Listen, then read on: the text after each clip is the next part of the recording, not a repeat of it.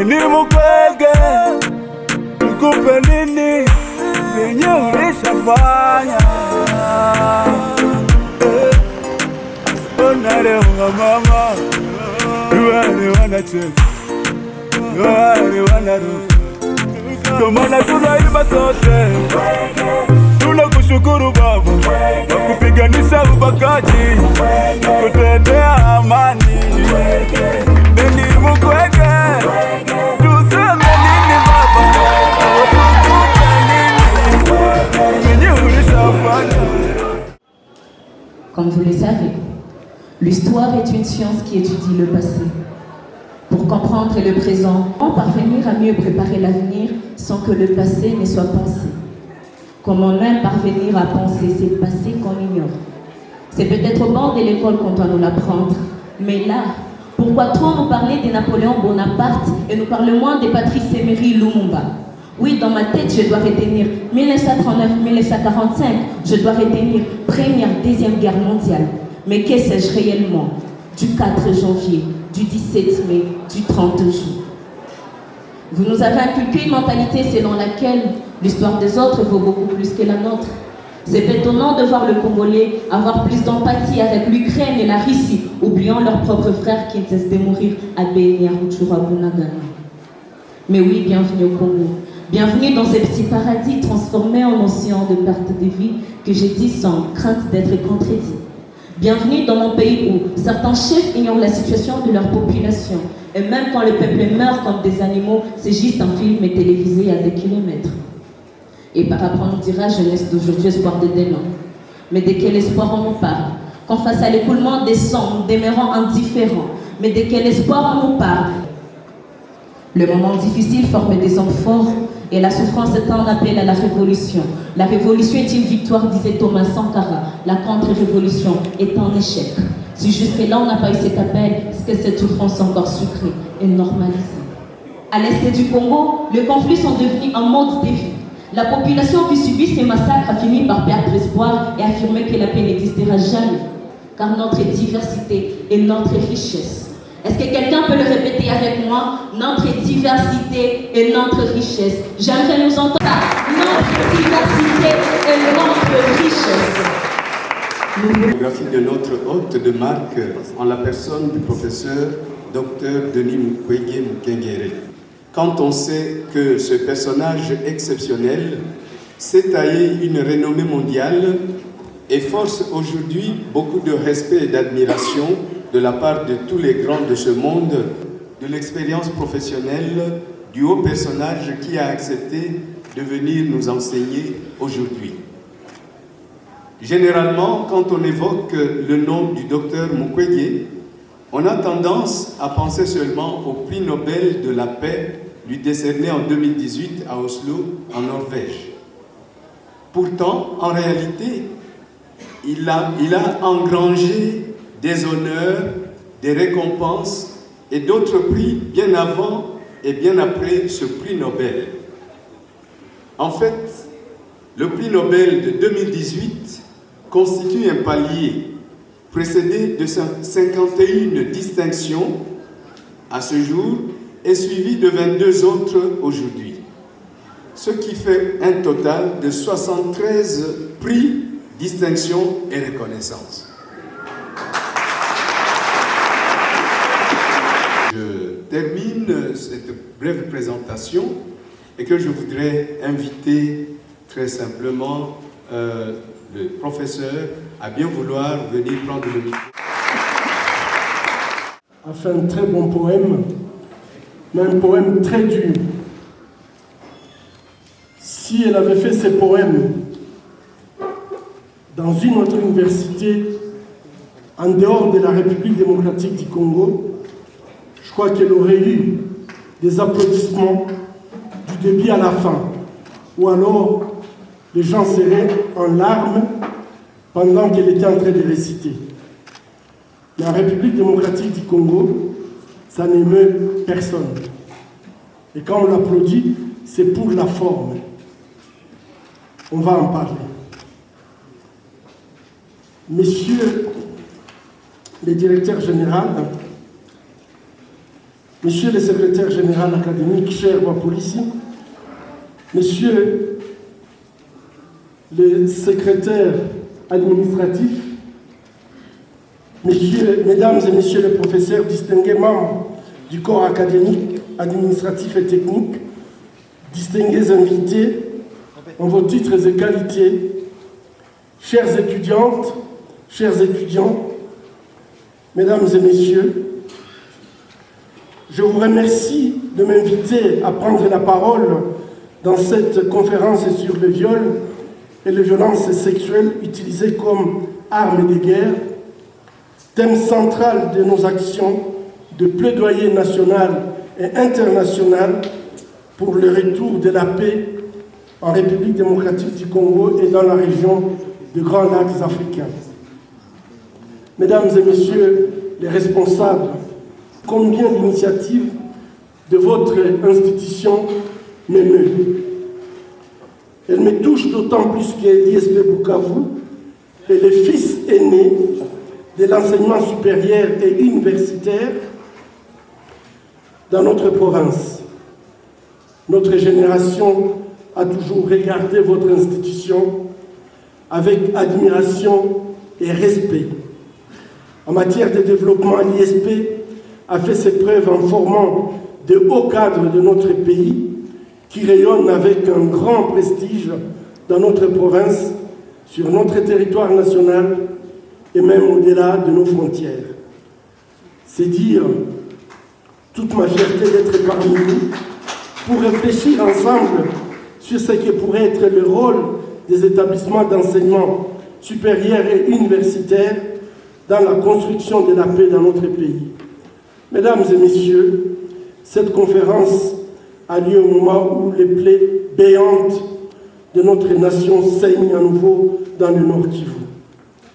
Comme vous le savez tous, le 29 et le 30 novembre dernier, à Kishiché et à Bambo, un massacre des civils innocents a été commis par le groupe terroriste du M23, supplétif de l'armée rwandaise. Le rapport d'enquête préliminaire publié par les Nations Unies confirme qu'au moins 131 personnes ont été tuées à l'aide d'armes à feu et armes blanches.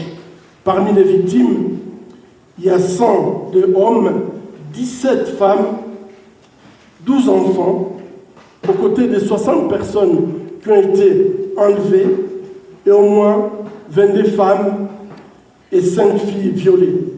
Et ça, c'est tout simplement le sommet de l'iceberg. Les rapports du Bureau conjoint des Nations Unies aux droits de l'homme renseignent par ailleurs que des éléments du M23 auraient enterré eux-mêmes les corps des victimes dans ce qui pourrait être une tentative de destruction de preuves. Nous savons que c'est une pratique courante pour ces mouvements. Avant toute chose, je vous prie de nous lever pour observer une minute de silence et d'indignation en mémoire de nos compatriotes massacrés et exprimés.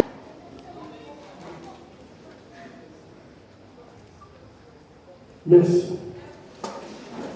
De nos morts, en refusant de nous résigner au silence, au risque de trahir leur honneur et les rêves qu'ils caressaient, nous accomplissons tout simplement un travail de vérité et de mémoire. Nous rappelons à nos compatriotes et au monde qu'en maints endroits, l'armée rwandaise, ces supplétifs de l'AFDEL, du CNDP, du RCD, du M23, ainsi que d'autres occupants, ont commis des crimes de guerre, des crimes contre l'humanité et même des actes qui pouvaient être constitutifs des crimes de génocide à l'encontre de notre population. Des milliers de nos frères et sœurs ont été sauvagement exécutés à Lemera, à Kasika, à Makobola, à Katogota, à Kisangani, à Kaziba, à Kanyola, Beni, Butembo. Je ne peux pas citer toutes les villes et tous les villages qui ont été concernés par ces massacres. À ce jour, plusieurs d'entre eux n'ont pour sépulture que les rapports mapping des Nations Unies, dont les recommandations sont malheureusement restées lettres mortes depuis 11 ans. Depuis la guerre de l'AFDL en 1996 jusqu'à aujourd'hui, des centaines de villages et de villes de notre pays ont été marqués au fer rouge de sang par la folie meurtrière. Les massacres de Kishiché et Bambo marquent certes le paroxysme de l'actuelle guerre imposée à notre population, mais en rappellent d'autres. Et si nous ne faisons rien, en annonce d'autres. C'est d'autant des raisons de nous lever tous ensemble, comme un seul homme, de nous lever contre les broyages de notre humanité et contre la manipulation des faits qui falsifient l'histoire en tenant de faire passer les pyromanes pour des sauveurs. Ces tâches de sentinelle de la mémoire est celle de chaque citoyenne congolaise et chaque citoyen congolais. Mais dans un contexte de danger pour notre nation, elle est aussi et davantage celle des institutions de formation comme la vôtre. En plus de la formation scientifique dispensée à notre jeunesse pour la préparer à assurer sa responsabilité sociétale, vous tenez les rôles phares d'éveilleurs de conscience de notre société. Dans ce contexte de guerre, de velléités d'assujettissement de notre peuple et de balkanisation de notre pays, vous faites partie des dépositaires de notre mémoire collective en tant que peuple et nation. Vous êtes également les héros de la promesse faite à notre jeunesse et aux générations à venir de rester braves, de ne jamais courber les chines face à l'adversité, de ne jamais oublier d'où nous venons, où nous sommes aujourd'hui et vers où nous allons demain. La nature même de votre métier, la vocation d'enseignant, vous confère une importante responsabilité dans la gestion et la transmission de la mémoire, car une société qui oublie ses fils et filles massacrés à cause de la cupidité des hommes n'en est pas une société. Car une société sans mémoire et sans repère. Et sans repère, elle est vouée à la répétition des tragédies, d'échecs et des rendez-vous manqués qui ont jalonné son histoire. Une telle société n'a objectivement pas d'avenir dans le concert des nations. Et j'espère que nous ne serons pas cette société. Mesdames et messieurs, en évoquant la place fondatrice du souvenir dans la structuration et la consolidation des sociétés, il est déplorable de constater que la violence, les crimes et l'impunité soient des marqueurs importants de la mémoire de la société congolaise depuis sa jeunesse jusqu'à ces jours. Je ne reviens pas sur notre douloureuse histoire qui a façonné le monde tel qu'il est aujourd'hui, de l'esclavage à la colonisation, la dictature et les 3 décennies, ni une guerre ethnique, ni une guerre idéologique comme on le connaît ailleurs, c'est essentiellement une guerre économique. Mesdames et messieurs, l'avenir du Congo en tant que pays et nation est suspendu à cette donne. Tant que nous, Congolais, nous ne comprendrons pas que notre pays est trop riche pour être laissé en paix, tant que nous ne comprendrons pas que nous devons user de notre intelligence collective pour tirer aussi notre épingle du grand jeu qui se joue sous nos yeux, sans nous, nous resterons les dindons de la farce. Le temps est venu de nous organiser pour nous doter d'une gouvernance à la hauteur de ces enjeux mondiaux et prendre notre destin à main. Le temps est venu pour nous de comprendre que si nous avions été le perdant de l'époque esclavagiste, de l'époque coloniale et de ces 60 ans de la post-colonie, Le moment est venu de nous doter des politiques et des dirigeants capables de comprendre les réalités mondiales et de placer notre pays dans une posture qui permettra à notre peuple d'être enfin bénéficiaire de ses richesses et non la victime éternelle. Déjà, la révolution numérique s'est faite avec le coltan du Congo. Demain, la révolution verte, la transition énergétique nécessitera absolument le cobalt et le lithium du Congo pour la fabrication des véhicules électriques, des vélos électriques, des éoliennes et j'en passe. Arabe et occidentale est au cœur des révolutions technologiques et économiques mondiales. Si nous ne comprenons pas cela et renversons la vapeur pour que nous soyons également des acteurs au cœur de ces deals mondiaux, alors non seulement la guerre des pillages de nos ressources perdurera, mais également nous en resterons des victimes de massacres pour nous dépeupler, afin de mieux exploiter les territoires, victimes de viols utilisés comme armes de guerre, enfin tout simplement d'anéantir notre peuple. En rappelant que le viol utilisé comme arme de guerre, dans leur caractère massif, systématique, est une stratégie utilisée pour ceux qui veulent nous dominer, pour exterminer notre peuple en douceur.